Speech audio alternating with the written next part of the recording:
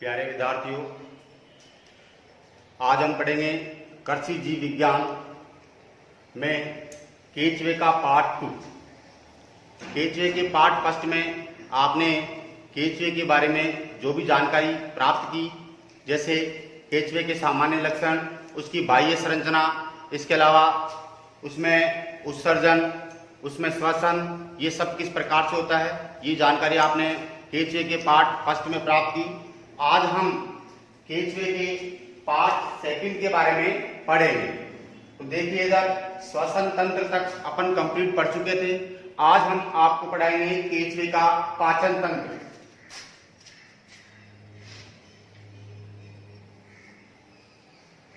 पाचन तंत्र, देखिए केचुए में मानव के समान जो पाचन तंत्र होता है वो पूर्ण विकसित होता है। पूर्ण विकसित होता है।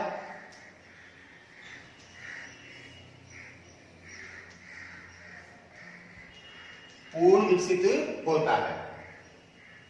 अब देखिए, जो केचुए का पाचन तंत्र होता है, इस पाचन तंत्र को तीन भागों में, इस पाचन तंत्र को तीन भागों में बांटा गया है। पहला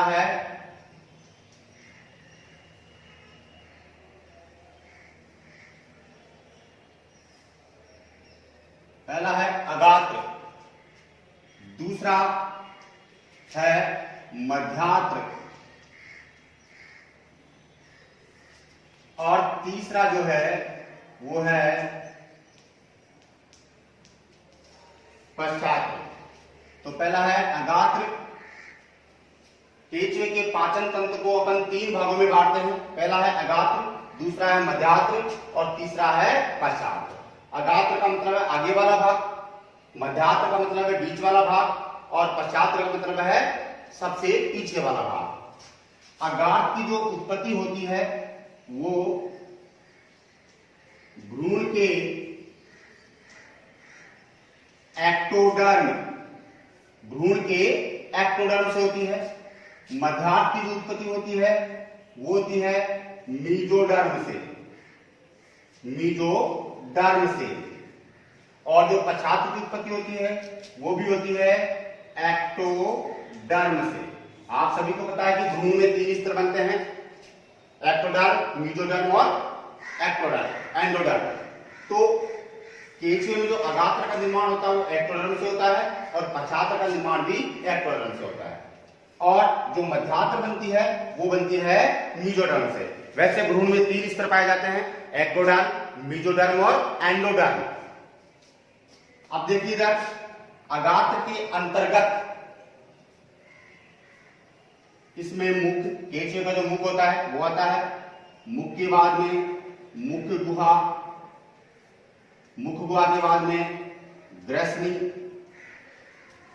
ग्रसनी के बाद में ग्रासनाल, ग्रासनाल के बाद में आमाशय। तो मुख, मुख गुहा, ग्रसनी और ग्रासनाल और आमाशय, ये जो सभी पाचन तंत्र के अंग है वो सब अगात्र के अंतर्गत आते हैं। मीजोडर्म में आंत्र आती है, केवल आंत्र का निर्माण मीजोडर्म से होता है। एक्टोडर्म में मलाशय, मलाशय या इसको अपन कहते हैं गुदा, जिसके द्वारा अपशिष्ट भोजन को या अपचित भोजन को बाहर निकाल दिया जाता है। अब अपन इसके पाचन तंत्र की या इसके आहार नाल की बात करें तो उसके कितने भाग हो गए, ध्यान से देखना। यह पाचन तंत्र केचुए का मानव के समान ही होता है, लेकिन इसमें एक पाचन तंत्र का अंग होता है पेशनी, वो अलग से एक्स्ट्रा पाया जाता है।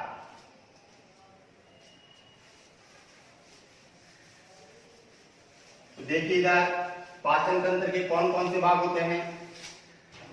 सबसे जो पहला भाग होता है वो होता है मुख। पहला भाग होता है मुख, जहां से भोजन को ग्रहण किया जाता है। दूसरा भाग होता है मुख गुहा, भोजन मुख में आता है, मुख के बाद में भोजन कहाँ आएगा, मुख गुहा में। तीसरा जो अंग है वो होता है ग्रसनी। ग्रसनी के बाद में भोजन होता है जो जाता है वो जाता है ग्रास नाल में। ग्रास नाल। नंबर 5 जो अंग होता है वो होता है आमाशय। नंबर 6 अंग जो होता है वो होता है आंत्र। और नंबर 7 होता है मलाशय। मलाशय या जिसको अपन कहते हैं गुदाद्वार। तो ये सब जो पाचन तंत्र के अंग है आहार नाल के भाग वो ठीक मानव के समान ही है, लेकिन इसमें आपको थोड़ा सा ध्यान देना है कि इसमें एक अंग एक्स्ट्रा पाया जाता है जिसको अपन बोलते हैं पेशनी। या आपको ध्यान रखना है पेशनी या गिजार। पेशनी या गिजार। ये पेशनी और जो गिजार है वो आहार नाल में ग्रास नाल के बाद में पाई जाती है। तो अब देखिए मुख जो होता है वो सभी को पता है पहले खंड में होता है। पहले खंड में पहले मैंने आपको बताया था कि मुख पहले खंड में होता है जिसको अपन परिमुख परिमुख के नाम से भी जानते हैं। मुख गुहा जो होती है वो पहले खंड से लेकर तीसरे खंड तक फैली होती है।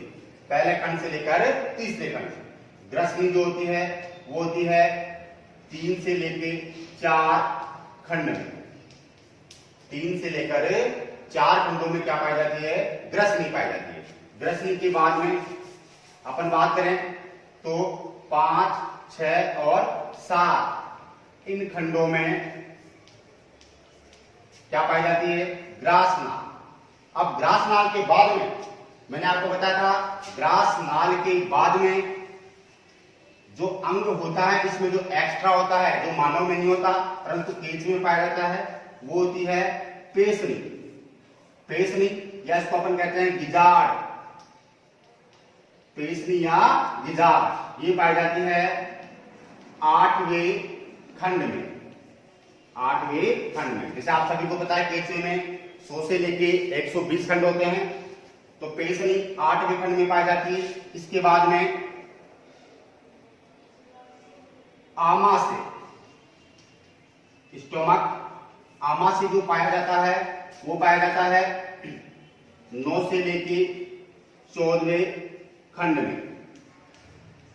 9 से लेके 14वें खंड में आमाशय पाया जाता है। और लास्ट अपन आंत्र की बात करें। आंत्र होती है 15वें खंड से लेकर अंतिम खंड तक। 15वें खंड से लेकर अंतिम खंड तक। तो ये पाचन तंत्र के जो आहार नाल है, आहार नाल भाग पाचन तंत्र का निर्माण 2 चीजों से होता है। एक तो आहार नाल, एक होती है पाचक ग्रंथियां। तो आहार नाल के ये सारे भाग आहार नाल के हैं। पहला है मुख जहां पे भोजन को लिया जाता है। मुख के बाद में भोजन जाता है मुख गुहा में। मुख गुहा के बाद में जाता है ग्रसनी में। इस ग्रसनी में आपको ध्यान रखना है केंचुए में लार ग्रंथियां पाई जाती है। लार ग्रंथियां कहां पाई जाती है? ग्रसनी में। ग्रसनी के बाद में भोजन आता है कहां पे? ग्रास नाल में। और ग्रास नाल के बाद में भोजन आता है पेशनी में। पेशनी का जो काम होता है वो है भोजन को पीसना। यह आपको ध्यान देना है। पेशनी का काम क्या होता है? भोजन को पीसना। इसके बाद में भोजन के पीसने के बाद में भोजन चला जाता है आमाशय में। आमाशय में जाते ही भोजन का हो जाता है पाचन। आमाशय में कई प्रकार के एंजाइम वगैरह ये पाए जाते हैं जो भोजन का क्या करते हैं? पाचन करते हैं। अब देखिए ये जो आमाशय 9 से लेके 14वें खंड में पाया जाता है। इस आमाशय, ध्यान देना, आमाशय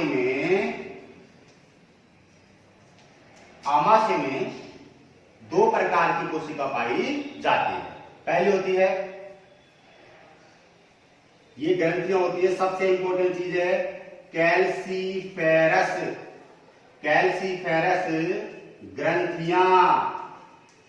कैल्सीफेरस ग्रंथियां ये क्वेश्चन बोर्ड में आता है कई बार कि कैल्सीफेरस ग्रंथियां कहां पाई जाती है और इनका कार्य क्या होता है। तो आपको ध्यान देना है, कैल्सीफेरस ग्रंथियां आमाशय में पाई जाती है और इनका कार्य मृदा में हुमिक अम्ल, मृदा में हुमिक अम्ल को उदासीन करना है, उदासीन करना है। जिसका कार्य आपको ध्यान देना है कि कैल्सीफेरस ग्रंथियों का कार्य क्या है। तो आप बताएंगे मृदा में हुमिक अम्ल को उदासीन करना। और ये कैल्सीफेरस ग्रंथियां कहां पाई जाती है, तो आप बताएंगे आमाशय। अब देखिए दूसरी जो कोशिका होती है, इसमें दूसरी जो कोशिका होती है आमाशय में, वो होती है क्लोरोगोगन। ये भी बहुत इंपॉर्टेंट क्वेश्चन है। क्लोरोगोगन या इसको अपन कहते हैं रेणुपीत कोशिका, रेणुपीत कोशिका। ये पाई जाती है आमाशय की भित्ति में, आमाशय की भित्ति में। यह आपको ध्यान देना है कि क्लोरोगोगन कोशिका, जिसको अपन रेणुपीत कोशिका भी कहते हैं, आमाशय की भित्ति में होती है और कैल्सीफेरस ग्रंथियां भी आमाशय की भित्ति में पाई जाती है। तो दोनों ही कोशिकाएं, कैल्सीफेरस ग्रंथियां और क्लोरोगोगन कोशिका, दोनों ही आमाशय में पाई जाती है। दोनों के जो कार्य हैं वो अलग अलग है कि कैल्सीफेरस ग्रंथियां जो है मृदा में हुमिक अम्ल को उदासीन करती है, जबकि क्लोरोगोगन कोशिकाएं इनके द्वारा यूरिया का निर्माण होता है, यूरिया का निर्माण होता है।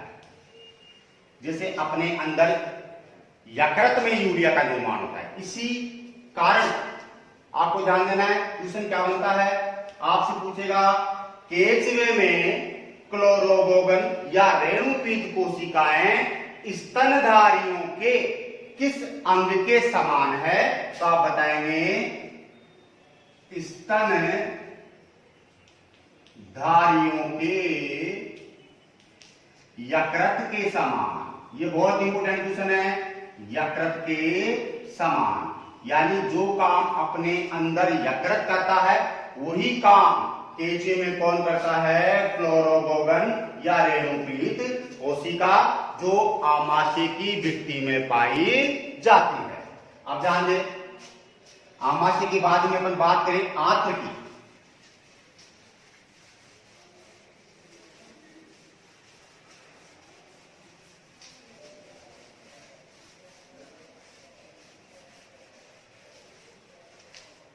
देखिए आंत्र, आंत्र आंत्र जो होती है 15वें खंड से लेकर आमाशय 14वें खंड तक पाया जाता है।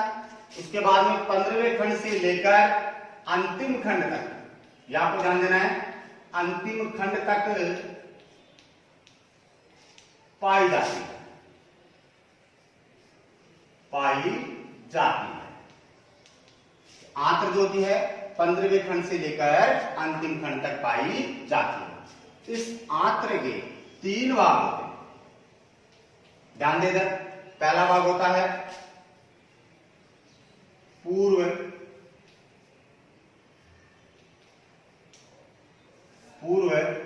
टिप्लोसोलर, पूर्व टिप्लोसोलर क्षेत्र। ये क्वेश्चन कहता है कि केचुए में आंत्र को कितने भागों में बांटा गया है। तो आप बताएंगे केचुए में आंत्र को 3 भागों में बांटा गया है। पहला होता है पूर्व टिप्लोसोलर क्षेत्र, दूसरा जो क्षेत्र है वो होता है टिप्लोसोलर क्षेत्र, टिप्लोसोलर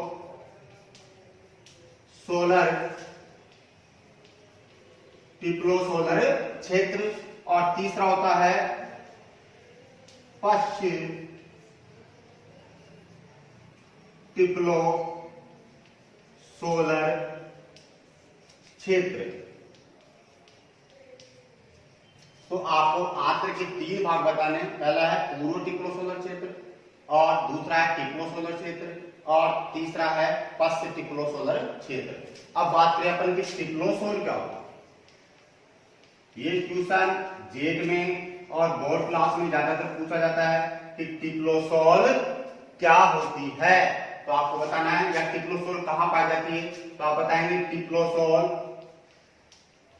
आंत्र की भित्ति में, टिप्लोसॉल आंत्र की भित्ति में पाई जाती है। ध्यान दो बेटा, आंत्र में क्या होते हैं, बहुत सारे रसांकुर पाए जाते हैं, बहुत सारे रसांकुर पाए जाते हैं जिनको अपन माइक्रोविलाई भी कहते हैं इंग्लिश में। तो ये रसांकुर जो होते हैं बहुत अधिक मात्रा में होता है। इनमें से एक रसांकुर जो आकार में बड़ा होता है, आकार में बड़ा होता है, वो क्या कहलाता है, टिप्लोसॉल। एक रसांकुर जो आकार में बड़ा होता है वो क्या कहलाता है, टिप्लोसॉल।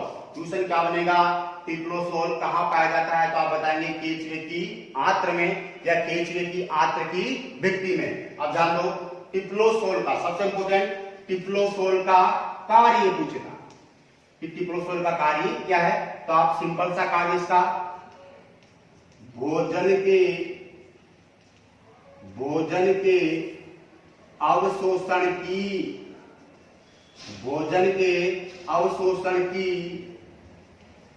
सतह को बढ़ाना। इसमें ध्यान देना है आपको, टिप्लोसॉल का कार्य क्या है, भोजन के अवशोषण की सतह को बढ़ाना। तो ध्यान से समझिए कि टिप्लोसॉल आंत्र में पाई जाती है।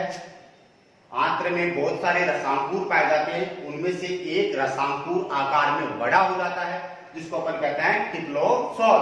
टिप्लोसॉल आंत्र की भित्ति में पाई जाती है और इसका कार्य भोजन के अवशोषण की सतह को बढ़ाना। और आपको ये तीनों भाग भी ध्यान देने हैं कि आंत्र को कितने भागों में बांटा गया है। तो केचवे की जो आंत्र होती है 3 भागों में बटी होती है। पहला होता है पूर्व टिप्लोसोलर क्षेत्र, दूसरा होता है टिप्लोसोलर क्षेत्र और तीसरा होता है पश्च टिप्लोसोलर क्षेत्र। अब इसके बाद में बात करें अपन मलाशय। तो मलाशय या गुदा द्वार, तो मलाशय का एक ही काम है कि भोजन के पाचन के बाद जो अपचित भोजन बचता है उसको केचवा मलाशय के द्वारा बाहर त्याग देता है या उसको बाहर निकाल देता है। तो मलाशय का एक ही काम है अपचित भोजन को शरीर से बाहर निकालना। अब आगे देखिए, ये पाचन तंत्र कंप्लीट केचवे का।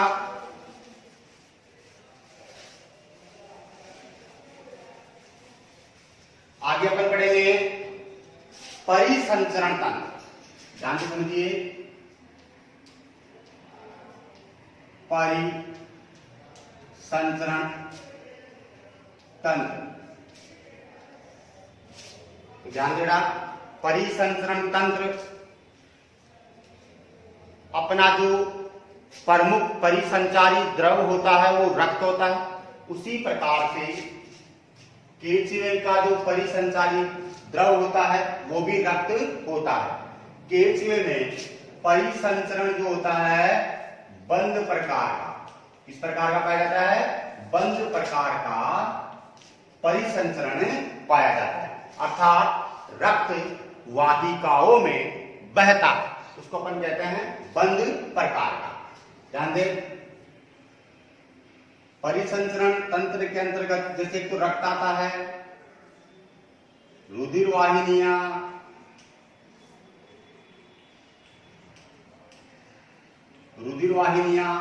और एक हृदय, इन 3 चीजों से मिलकर इसका निर्माण होता है परिसंचरण तंत्र का। अब ध्यान दें, रक्त की बात करें तो मैंने आपको पहले बताया था कि केचवे का जो रक्त होता है वो लाल रंग का होता है, लाल रंग का होता है, क्योंकि इसके प्लाज्मा में, ये इंपॉर्टेंट चीज है, इसके प्लाज्मा में हीमोग्लोबिन हीमोग्लोबिन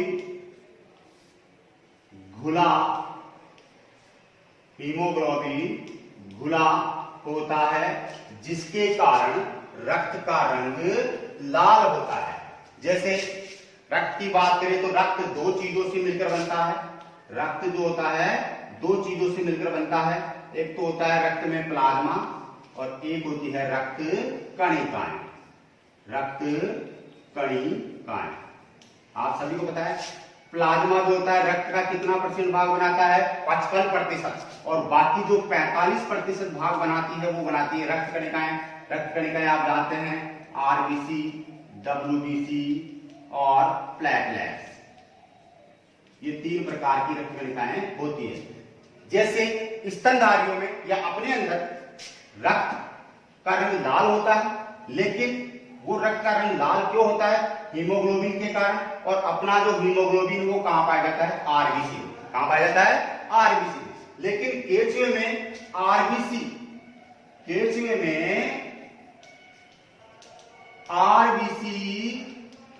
अनुपस्थित होती है। यह आपको ध्यान रखना है, केचुए में आरबीसी क्या होती है? अनुपस्थित। इसलिए जो हीमोग्लोबिन है वो केचुए में कहां पाया जाता है? प्लाज्मा में। तो प्लाज्मा में घुला होता है, जिसके कारण केचुए के रक्त का रंग लाल होता है। तो यह आपको ध्यान देना है कि इसमें जो हीमोग्लोबिन होता है वो प्लाज्मा के अंदर घुला होता है, जिसके कारण केचुए में रक्त का रंग लाल होता है। आगे देखते हैं।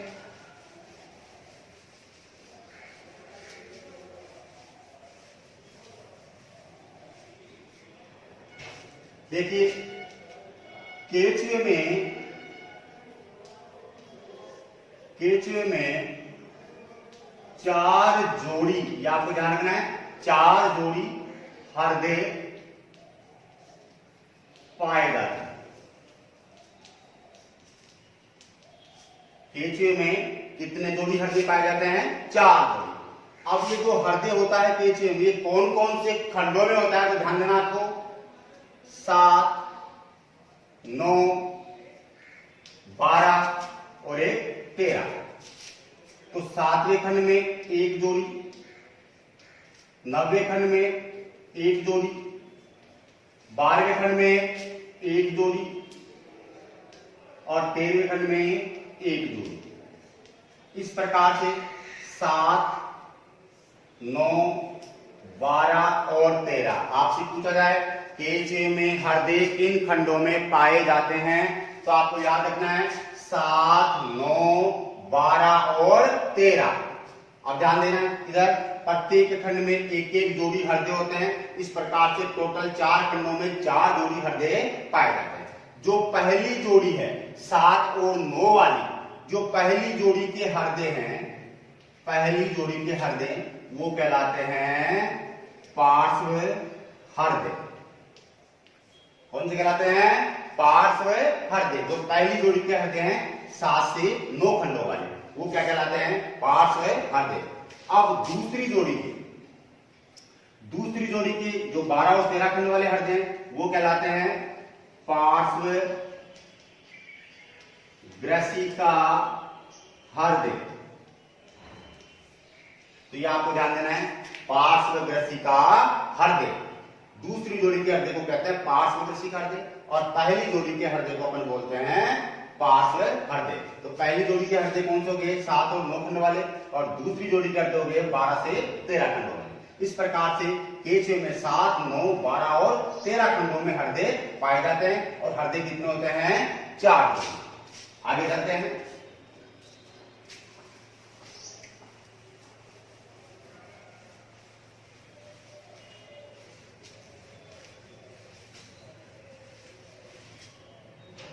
देखिए केचुए का कृषि में महत्व, केचुए का कृषि में महत्व। आप सभी को पता है कि केचुए को अपन किसान का मित्र कहते हैं। क्योंकि केचुआ भूमि को उपजाऊ बनाता है। केचुआ भूमि को उपजाऊ बनाता है। इसके अलावा मैंने आपको पहले बताया था कि केचुआ मृदा में हुमस निर्माण करता है। यानी केचुआ हुमस का निर्माण करता है ताकि ये हुमस केचुए के भोजन के रूप में काम आए। भोजन के रूप में यानी केचुआ भोजन के रूप में हुमस को खाता है। यानी मिट्टी में जो क्रिस्टल बनते हैं उनको अपन हुमस कहते हैं। तो ये हुमस का निर्माण करने के बाद में इसको भोजन के रूप में काम में लेता है और उसके बाद में पाचन क्रिया के बाद उत्सर्जन के रूप में, मैंने आपको बताया था उत्सर्जन किस अंग के द्वारा होता है, नेफ्रीडिया के द्वारा। तो ये नेफ्रीडिया की सहायता से अपचित भोजन को छोटी छोटी गोलियों के रूप, इसके रूप में छोटी छोटी गोलियों के रूप में शरीर से बाहर निकालता है। इन गोलियों को अपन वर्मी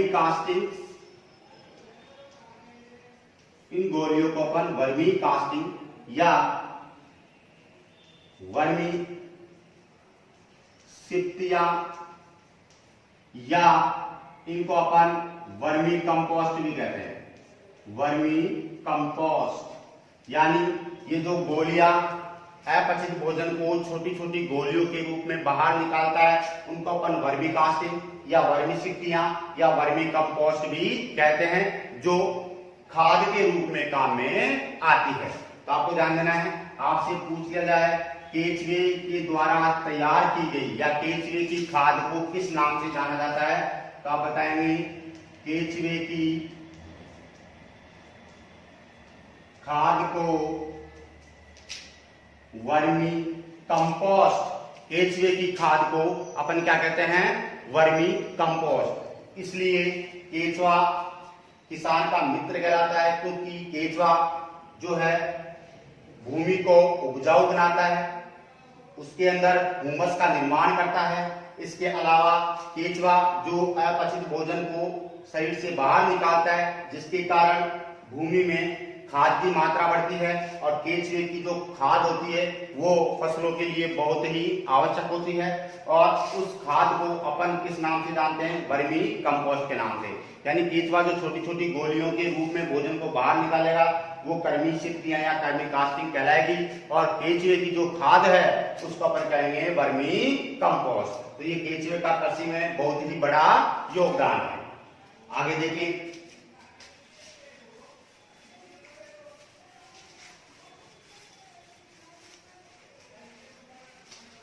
अब केचुए के बारे में कुछ विशेष बिंदु हैं।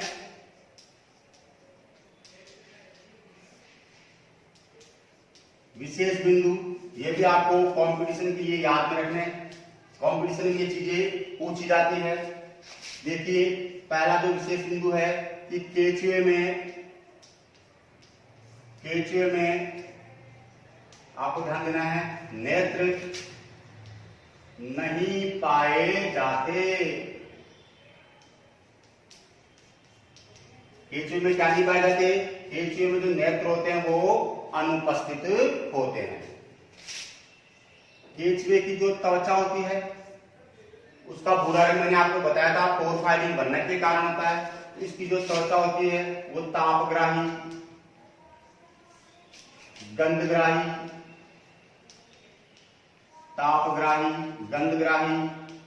स्पर्शग्राही आदि का कार्य करती है। इसके बाद में देखिए, कंपटीशन में एक क्वेश्चन और पूछा जाता है कि केचुए में जो वर्षण होते हैं, वर्षण वो किस प्रकार के होते हैं, तो आपको बताना है युग्मित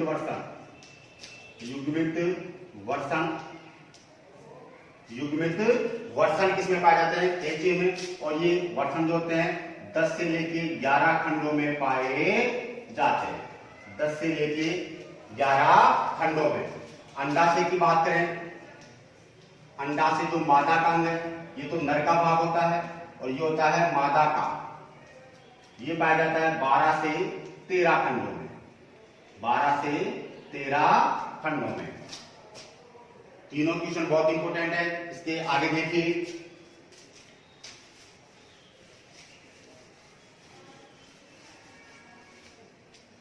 नंबर 4 सबसे इंपॉर्टेंट, केचुए में एक रचना पाई जाती है जनन पैपिला। जनन पैपिला ये आपको ध्यान रखना है, जो 17वें से 19वें खंड में होती है। बहुत ही इंपॉर्टेंट क्वेश्चन है। जनन पैपिला 3 खंडों में पाई जाती है, 17वें से 19वें खंड में। इसका कार्य आपको ध्यान रखना है, ये क्या कार्य करती तो आप बताएंगे। मैथुन के समय,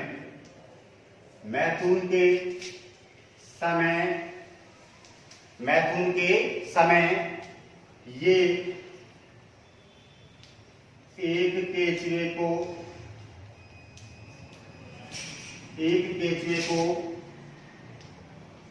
दूसरे केचुए से चिपकाने में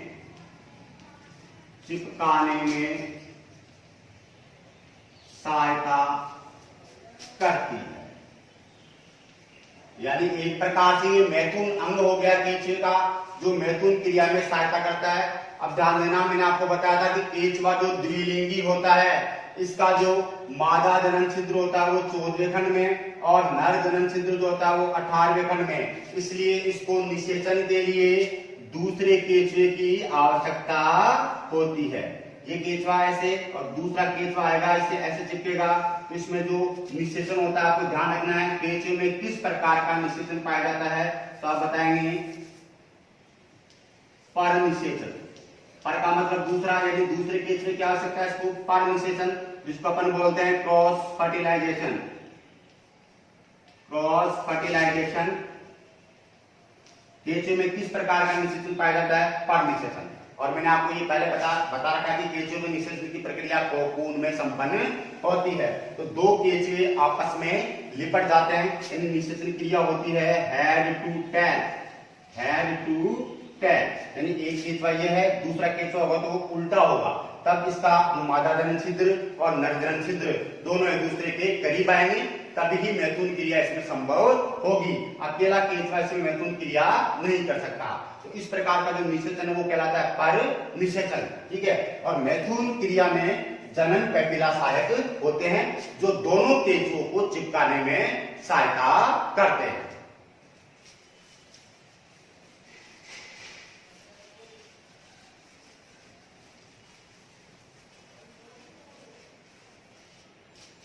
तो कृषि जीव विज्ञान का जो चैप्टर नंबर 10 है केचुआ, वो आज अपन ने कंप्लीट कर लिया है। आगे जब भी नेक्स्ट क्लास होगी कृषि जीव विज्ञान की, उसमें दूसरा चैप्टर स्टार्ट किया जाएगा। तो मैं सभी छात्रों से निवेदन करता हूं कि ये जो क्लासें आपके लिए लगाई जा रही है, इनको रेगुलर लेकर अपनी स्टडी को सुचारू रूप से जारी रखें। धन्यवाद।